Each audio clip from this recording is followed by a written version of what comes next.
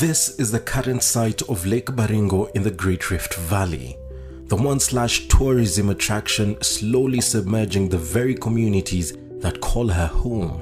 Many local businesses, schools and health facilities no longer function in this area. The resident hippos and crocodiles of the lake now reign supreme.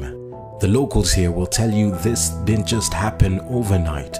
The waters of the lake have been steadily rising and the shores closing in on them over several years. But what is behind the rising water levels of Lake Baringo? Is this simply part of Mother Nature's vicious cycle or the beginning of a man-made ecological disaster? To answer this question, you need to understand some basic facts about Lake Baringo.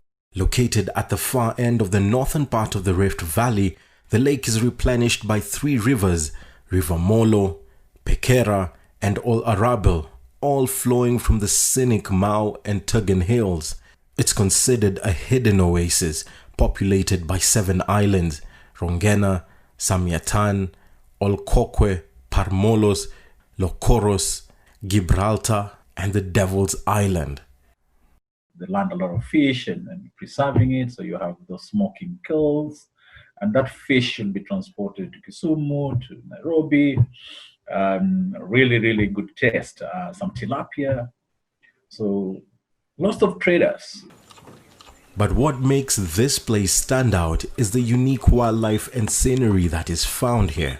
Home to over 450 species of birds and the endangered Rothschild giraffes that were moved onto the island to help stop the intercommunal clashes between the Pokot and the Ilchamus. But that is a story for another day.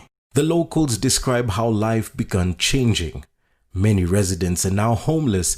Businesses that once flourished now drowned slowly by the lake's waters. Schools and hospitals, the very lifeline of this town, no longer in operation.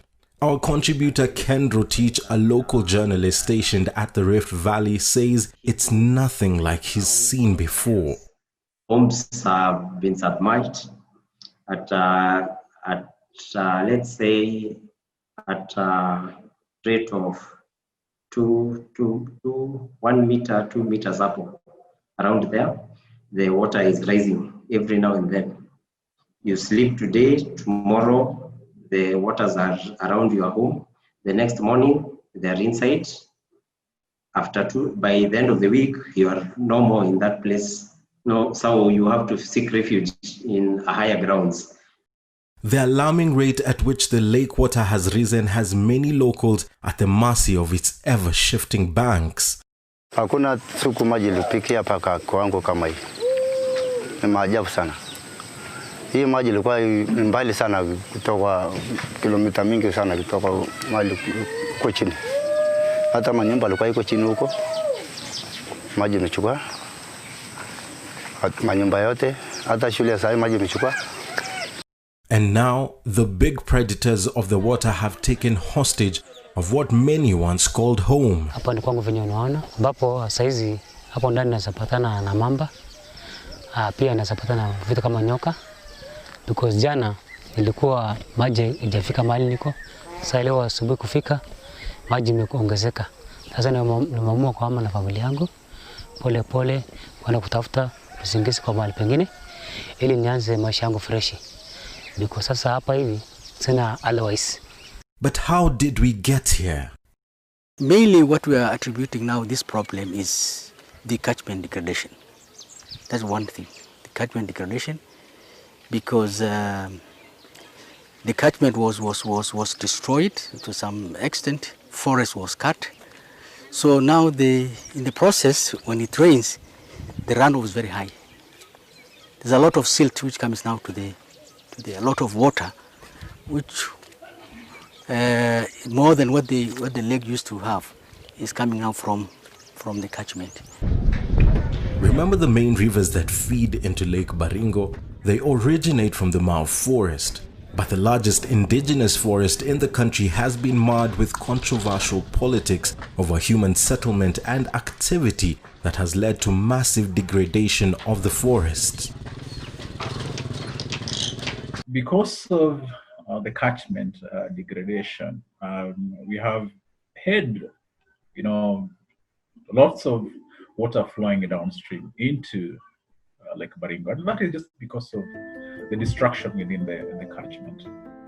It's basic science. The lands next to large water bodies are known as catchment areas. They play a crucial role at maintaining the ecosystem. And even forests that we all know has that function, able to absorb some of this water when it rains. It has that sponge function or sponge properties. So the water is absorbed when it rains. The water is absorbed into the underground aquifers, into the water table. And what happens is that water is then released slowly. And this is what maintains those streams and rivers during drought. And that's basically what has happened to Lake Baringo. When heavy rainfall is experienced in this area, water runoff occurs due to the lack of vegetation and trees, which would have slowed down that process significantly. This rainwater erodes the soil from the hills and carries silt with it into the lake, in turn causing the water levels to rise. This may sound like an insignificant part of nature's cycle, but for Lake Baringo, the stakes are even higher. Farther south to this lake is the neighboring Lake Bogoria. Unlike Baringo, Lake Bogoria is saline and much smaller, but its banks are also breaking, and scientists fear the two lakes may eventually merge. With the current, of course, with the increasing climate change, we're told that there'll be prolonged droughts, but as well as rainfall, high levels of rainfall. So where will all this water go to? It can't be retained up in the catchment. It flows down into the lakes where it's like what can contain that water. But then those containers are shallow. So the water has to find its own level. And that is the threat that you're talking about at the moment. But this is not news to the locals. For years, they have noticed that something strange has been happening to the lake. And now, their daily life is disrupted. Traveling is no longer the same. Roads now turned into streams, and those without boats or canoes are stranded and will need evacuation.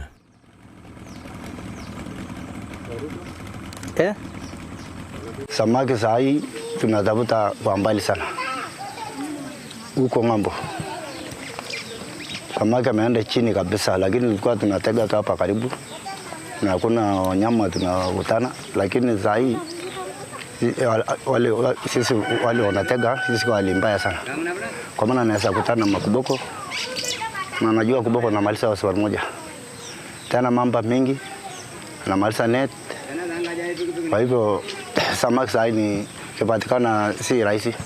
We need to do a quick reconnaissance, take a look at what's really going on. So this calls upon our scientists and those others who care about the environment to quickly get to these areas, take the measurements, look back and really put together historical information, data, that then we can use really to project. Many a times people think of, these flash floods filling up our lake. Let's have a great infrastructure. Put a dam somewhere, for instance, so that it can hold that water. But that will not be a long-term solution. But all these are calls that stakeholders have been echoing for years, and the planning continues for those trying to survive the lake's bursting banks. It's an urgent crisis with far-reaching implications. So naomba kama serikali ama watu wote ambao wanasikia maombi yetu watusaidie kabisa, kwa sababu hii maji naona zidi kuongezeka zaidi. Kama sasa unaona mvua venye inazidi, mariva zote zimejaa maji. Sasa ukienda sehemu zingine hujui maji itafika lini, na salala usiku naamka maji imeongezeka.